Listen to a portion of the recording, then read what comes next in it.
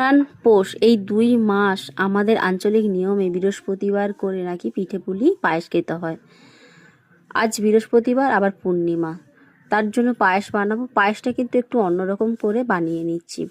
পায়েসটা বানানোর জন্য নিয়েছি 1 মুঠো গোবিন্দভোগ চাল। গোবিন্দভোগ চালটাকে 10 মিনিটের মতো ভিজিয়ে রেখেলাম, ধুয়ে টুয়ে। তারপরে 2টো এলাচও ভিজিয়ে রেখেছিলাম, ভাত দিয়ে ভালো করে ভেঙে ভেঙে নিচ্ছি।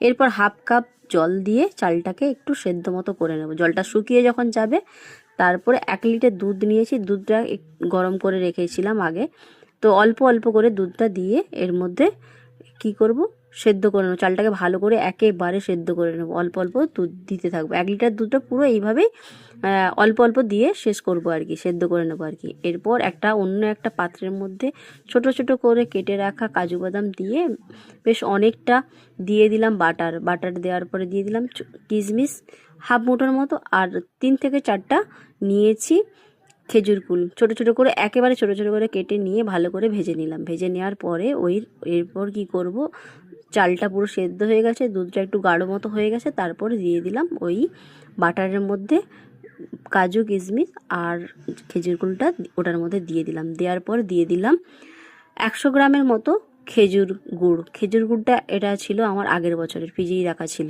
খুব ভালোই ছিল। এর মধ্যে দিয়ে এরপর কি করব, একদম থকথকে মতো যখন ভাব হয়ে যাবে তারপরে নামিয়ে নেব। আর সত্যি কথা বলতে এইভাবে পায়েস কিন্তু খেতে বেশ ভালো লাগে। আপনারা একবার ট্রাই করুন, দেখবেন কতটা ভালো লাগে। ভালো যদি লাগে নিশ্চয়ই লাইক শেয়ার কমেন্ট করতে বলবেন না। ভালো থাকবেন, সুস্থ থাকবেন। দেখা হচ্ছে পরের একটি ভিডিওতে।